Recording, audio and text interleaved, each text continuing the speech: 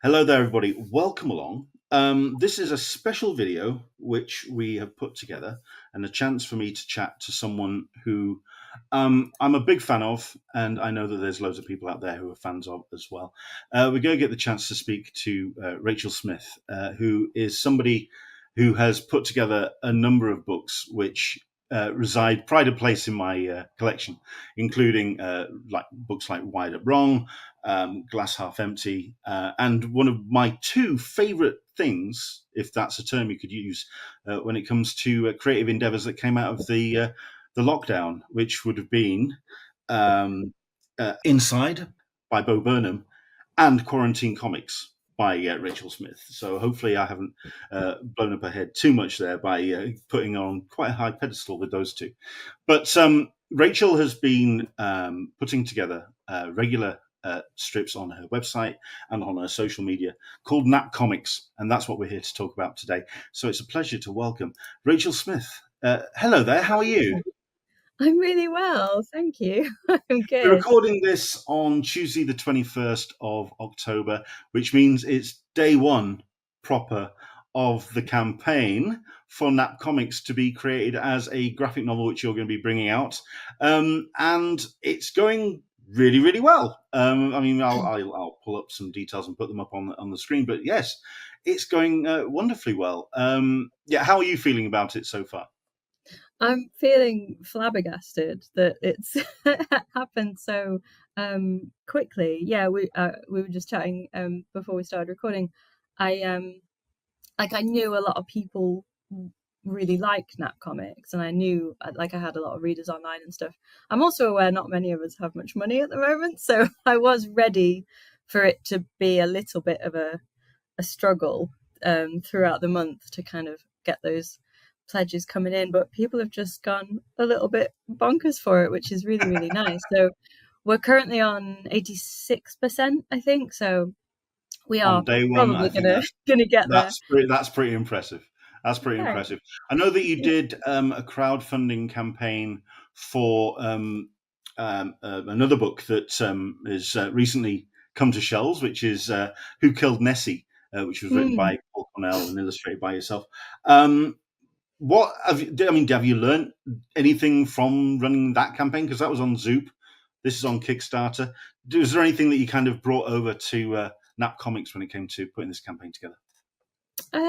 I guess the Zoop campaign reminded me that I had lots of different pockets of people that I can hit up for pledges. So, like for example, I wouldn't have thought of doing updates on my old Kickstarter campaigns, just saying like, hey, I'm doing this, you might be interested.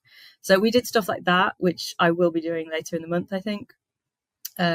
Just kind of thinking a little bit outside the box with things like that. But otherwise, I mean, the Zoop campaign needed a lot more money than I'm asking for this book, but there was a lot more people involved with the Zoop one. So again, lots more like pockets of different people's fans and readers. So that was it's a different beast, I think. This one. No pun intended, of No course. pun intended. Fair enough. Well, we're here to talk about Nap Comics. I'll let you introduce what the book is about and what the strip's about. Tell me about Nap Comics, please. So I started Nap Comics when my son Henry was about 4 months old, and I got told by a lot of people that you tend to forget that part of parenthood, the very early days, because it is such a whirlwind, and you're just going from 1 hour to the next, trying to work out who you are anymore. And I didn't want to forget those times, so I started making these comic strips. And autobio comic strips, diary comics, have always been how I kind of ground myself and how I make sense of the world around me. So like never have I needed grounding more than when I was a very, very new mum. And never have I needed to make sense of, of things more than I did back then. So I started making these comics, and I wanted to record everything. I wanted to remember everything, even the really difficult bits, and even the bits that, where I kind of lost myself. And I really wanted to remember everything because I'd wanted this experience for a long time. So I started making these comics. and I started putting them online, and people they seemed to really resonate with people. I had messages from people who were in it with me, in the trenches, as they say, of very early motherhood. And I had some people who have grown up kids now and told me that it took them right back there, and it was really nice. So some people said that they helped them to remember things that they thought they'd forgotten, which is really, really nice. And yeah, then I just sort of kept going. So Henry's nearly 3 now, and the strip is still going.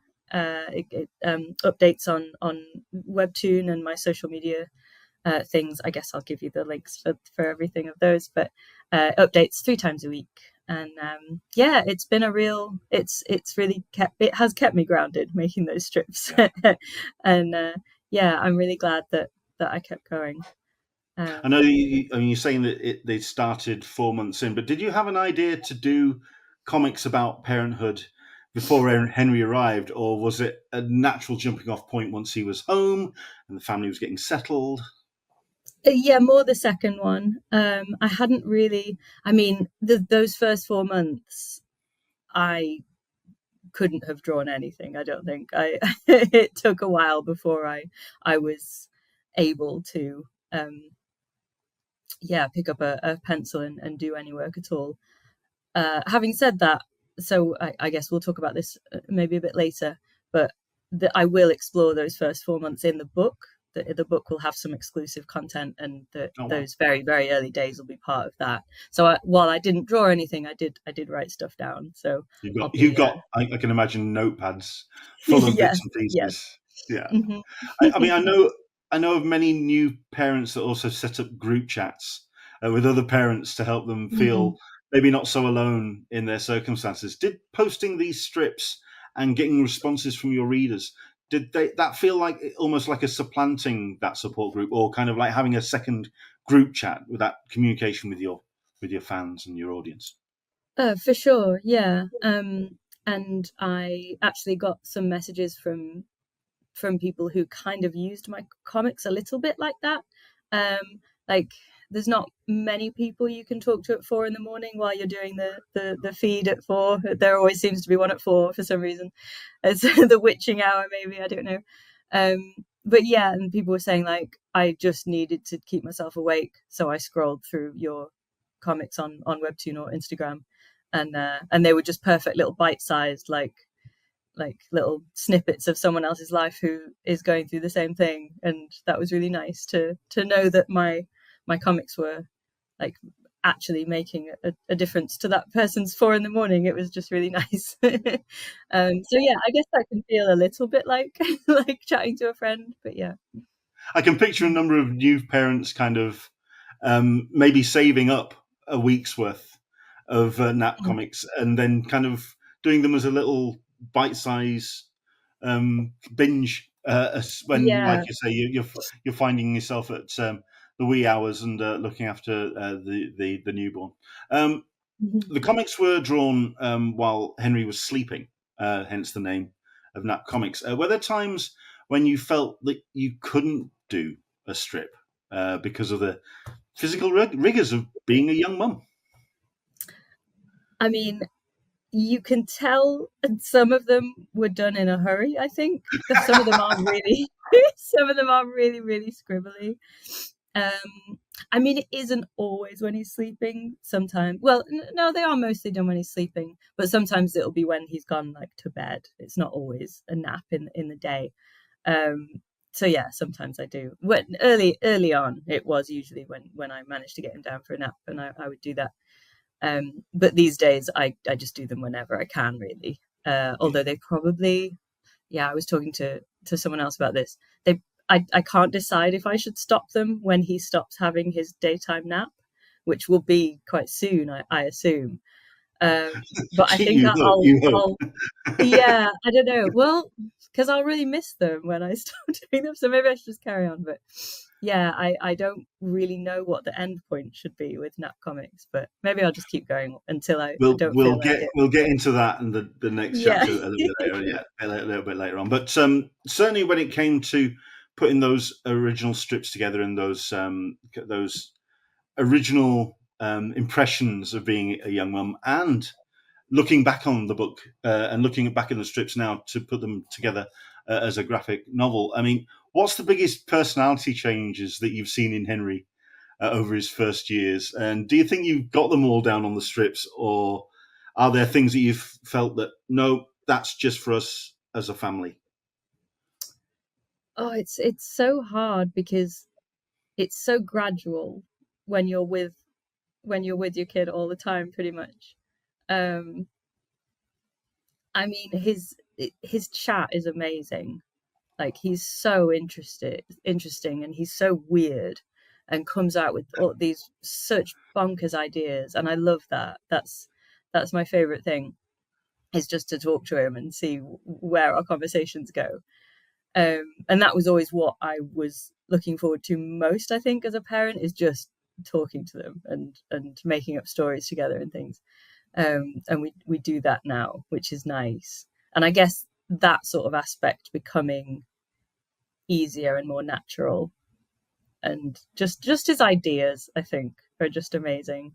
But yeah, it's hard to pinpoint because they don't suddenly change. It is so gradual.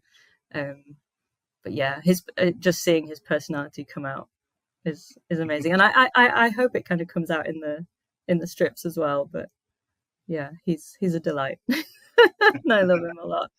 And like I say, did you pour everything into the strips, or did you feel that there are any moments that you wanted to just hold back just for yourself and just for you and for Rob and for Henry? I don't think there's ever been an aspect that I've wanted to make a strip out of and then had second thoughts about it. I don't know. So no, there's not been anything that's happened yet that I've thought, oh no, that's just for me. I mean, we don't put photos of him online anywhere, photos or videos or anything like that. So that, I guess that's where we draw the line. And the reason we did that is just because I have a very strange relationship with social media, because I use it so much for my job. It kind of, I didn't want to kind of merge those things together, I guess. And because I do put so much of my life into my comics, I was a bit like, you know what, that's kind of enough. I'm gonna keep the actual videos and photos just for us. So I guess that's where we draw the line as a family. But I get that other people have different lines, and that's fine. Understood. I mean, speaking as a family, how has Rob been as a dad? I mean, I'm curious because you're very good at communicating with each other as a couple, but have the strips been illuminating for him as well, for what you've been feeling and going through? I think so. Yeah, I mean, occasionally he'll sort of say like, "Hey, are you you're okay? Like, do you need me to do more? Do you need more?" And I'll be like, "Oh no, that strip was actually from like last week. It's fine." Like, you seemed fine this afternoon, but now I've read the strip, and can we have a chat? No, like you say, we are pretty good at communicating what we need to one another. And yeah, it's been amazing seeing him become a dad. He gives everything to this family, and I see that. And yeah, you've met him. He's a delight as well. I'm very, very lucky. Bloke. He's a top bloke.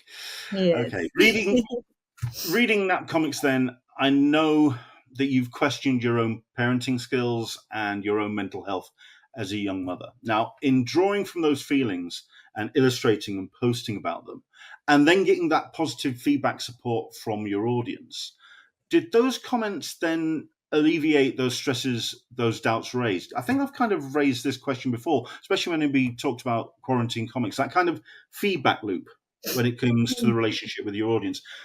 How did that affect the creative process of putting the strips together?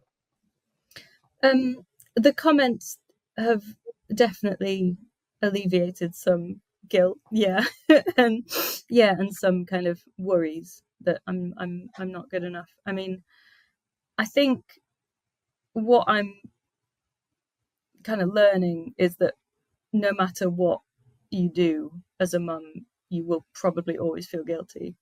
Like, you'll feel guilty that you're not doing this or not doing that, or feel guilty that you're putting them into nursery, or feel guilty that you're not putting them into nursery, or feel guilty that you're spending too much time at your job, or feel guilty that you're not making enough money. There's that the common denominator is that we just feel guilty. Maybe not 100% of us, but that's what I'm picking up on.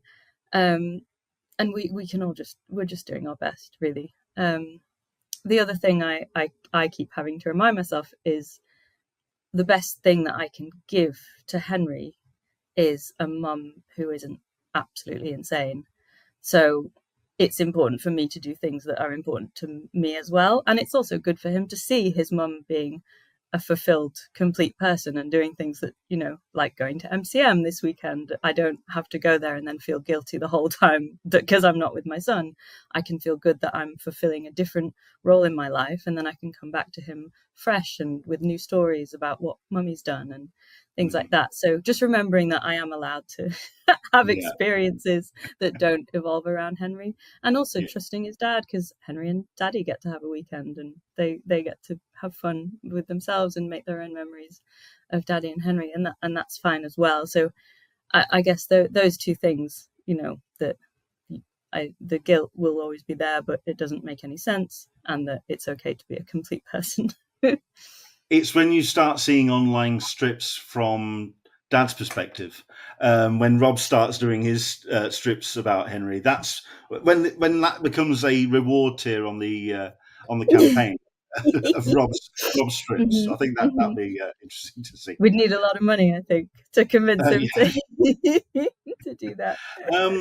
I'm going to get a little bit serious on this one, because at the end of the day, you have had some traumatic times beyond that first year, which we won't get into unless you're comfortable talking about them.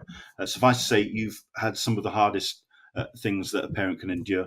Now, you've set the book into the first year of yours and Henry's journey, but you're including bonus content for backers. Now, do you feel that the book and the strips take a shift when those events happened? And do you see them as being helpful for parents who have gone through similar hardships? Yeah, I don't mind talking about this. Thank you for checking though. A few months ago I had a miscarriage. So we were very excited that Henry would, be a big brother, but it wasn't to be. And I made a comic about it, and it went viral. It had such an amazing response, and from people all over the world commented on it saying like, I feel seen, or like the same thing happened to me. And then loads of people that I knew came out of the woodwork to tell me that they'd gone through it as well. And it's just not talked about, and that makes me really frustrated, because it was horrible. It was a horrible thing to go through, and we should talk about it and be there for one another. And it's almost like we're not allowed to talk about it.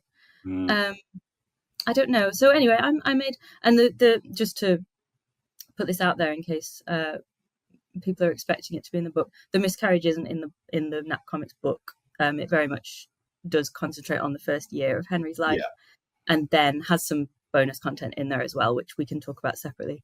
But yeah, this comic, I think, it's not in the book just because it's, as you say, it's very, very different energy. Absolutely. It was very much me kind of coming to terms with my grief. But it's one of the, and like, it won't win an Eisner or anything. Like, no one important in comics is ever going to read that miscarriage comic. But I think no matter what happens to me now in my career, from now until I retire, that comic will always be one of the most important things I've ever made, because it did make a lot of people feel less alone with what they'd been through. And it frustrates me that we don't talk about miscarriage more. I'll give you the links. I think it's best to read it on Instagram, because then you can see all the kind of positive comments about it, or the hopeful comments. You can see how it's Well, touched me. I can include it in the video, and we'll Yeah. Okay. Cool. we'll Cool. Cool. Cool. But that's yeah. fine. Yeah. Sorry, I tried to wrap that up with a bow, and then I couldn't find any string. It's Never okay. mind. I'll tell you what. We're talking about a shift of energy. Let's shift to a different energy then, because on a cartooning or illustrating level, you also put yourself some additional pressures on yourself, including the creation of a book that's recently hit the shelves, Who Killed Nessie, which we referenced a little bit earlier, written by Paul Cornell. Now, what was that balance like to put a book together and do the whole campaigning, Zoop campaigning thing, and do Nat Comics, and being a mum? It's a lot of plates to Um, spin. it was a lot. It was a lot, Leonard, and I think I made myself a little bit poorly. Yeah, it was a lot to do, and then I had the miscarriage and was like seriously poorly for a long time after that. But yeah, I tried to do too much at once, and I won't be doing that again. um, yeah, I didn't do it on purpose. I don't think.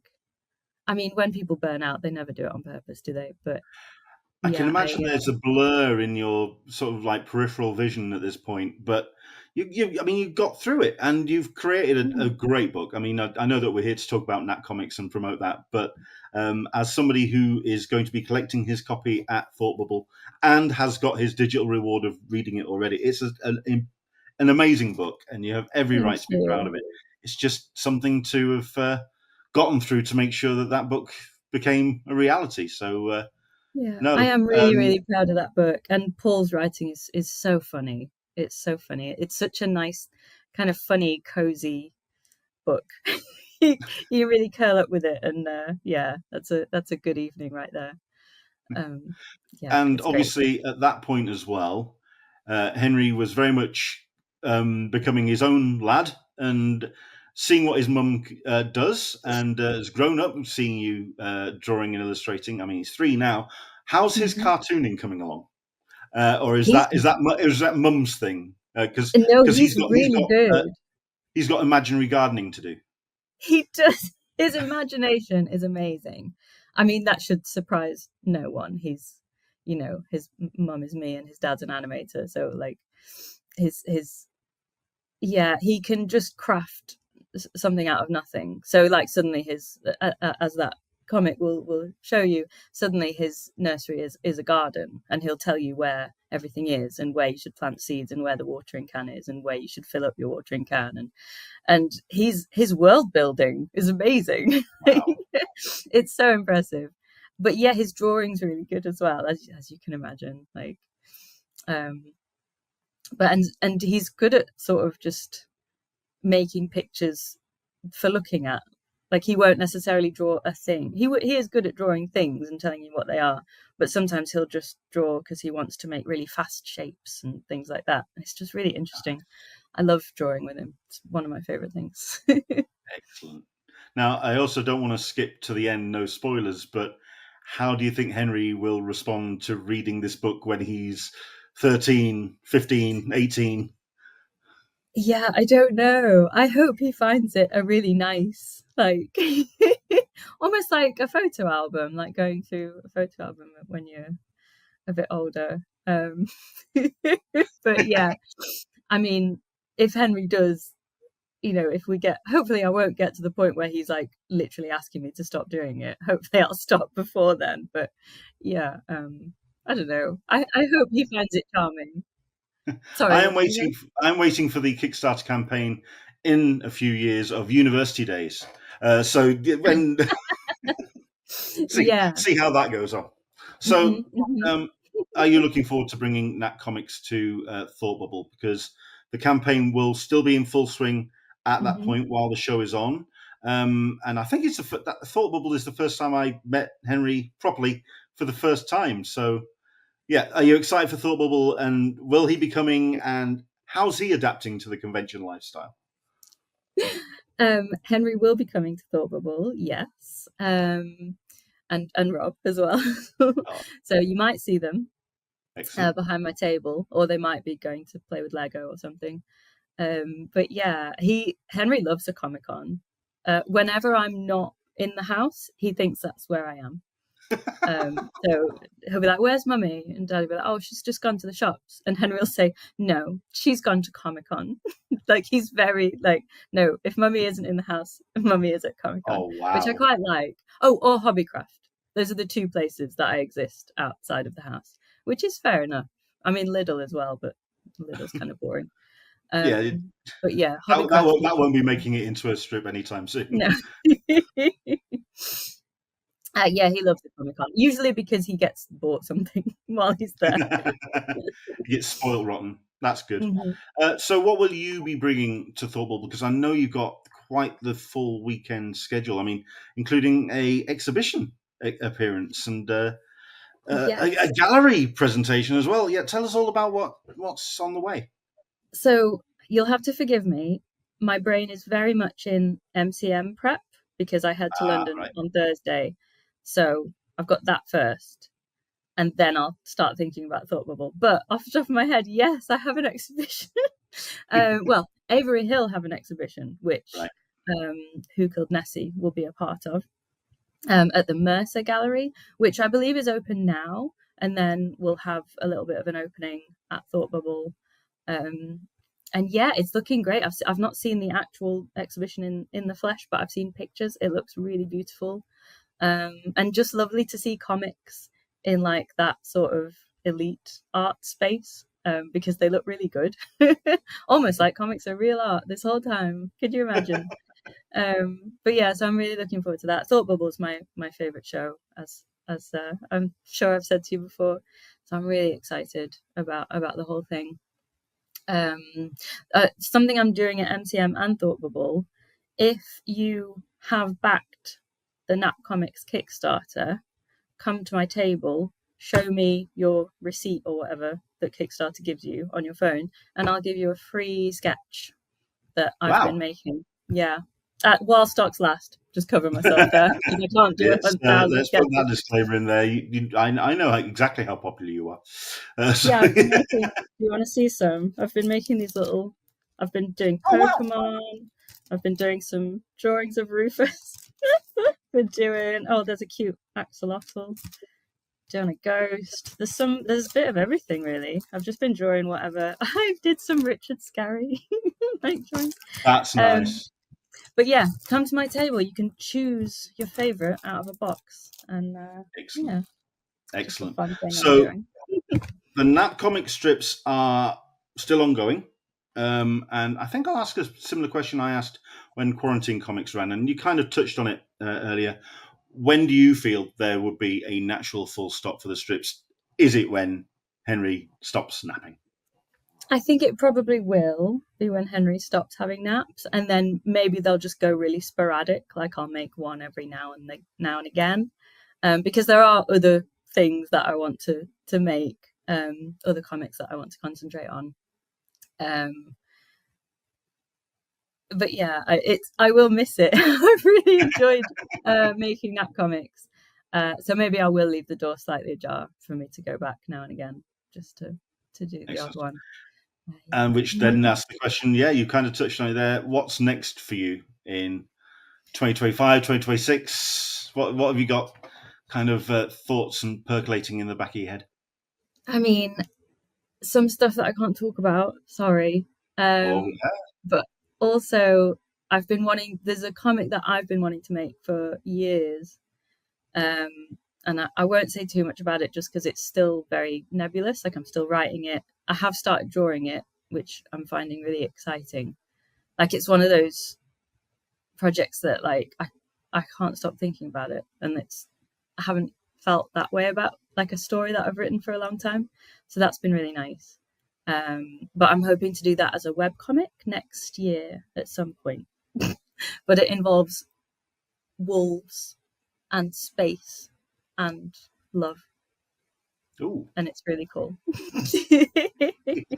I look forward to it. So, Nap Comics is running on Kickstarter. You were talking about you said that you wanted to talk about the campaign and I mean, what I really love about the campaign is that it's nicely simple in the way of the tiers. It's a digital, it's a physical, it's a signed and sketched in. It's just nicely affordable, and it's just this great. It doesn't it doesn't over egg I've the I've kept whole. it very simple, just because I knew that I couldn't deal with with anything too complicated. I was just like, let's just keep it to the book and then some add-ons. Well, So that's yeah, the thing, because you were mentioning about add-ons that you are thinking of, or which you are going to be including in the campaign. yeah. So you can get the book. You can get the book signed and sketched in, and then once you've chosen, or you can just get the digital version if you don't fancy a physical book. That's fine. And then with both of the physical tiers, there's things you can add on. Like there's a couple of prints that I'm doing. You can get a commission. There's which is the only way to commission me at the moment is through the Kickstarter. What else can you get? You can get an original page that's used in the webcomic. I promise I'll find you one that doesn't have coffee stains on it, unless you want that. There's plenty that have coffee stains on them. Yeah, there's just little bits and pieces that you can't get anywhere else. You can get an extra copies of the book if you want to read them with a friend, or buy one for your mum. I don't know.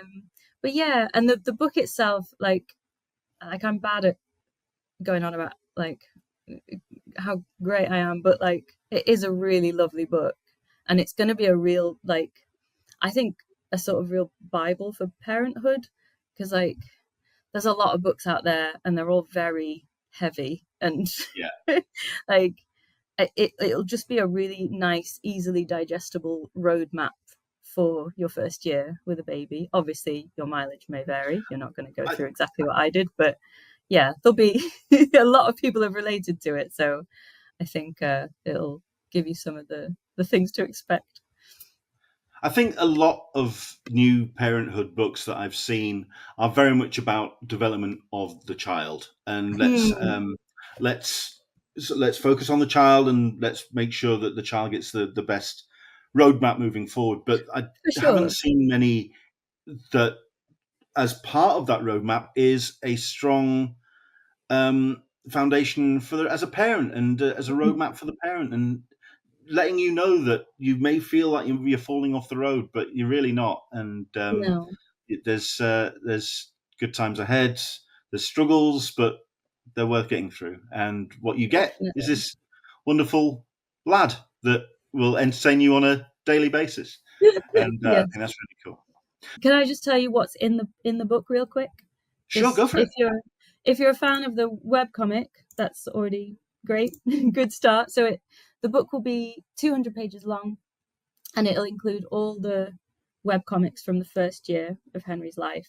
But there'll also be book exclusive stuff. So there'll be an introduction, there'll be some comics about Henry's birth, there'll be the comics about the first 4 months of Henry's life when I was too tired to draw. Um, and there'll be some comics from the current day. So Henry's just about to turn 3 in December.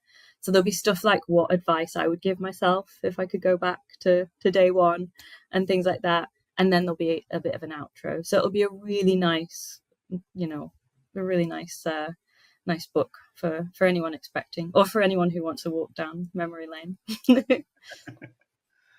And the tiers themselves, I mean, you're looking at £7 for the digital copy. Hmm. You're looking £13 for a physical copy, plus a digital copy in your email, and then signed and sketched in, including the digital copy. You also get it's for £20. It's a really nicely affordable.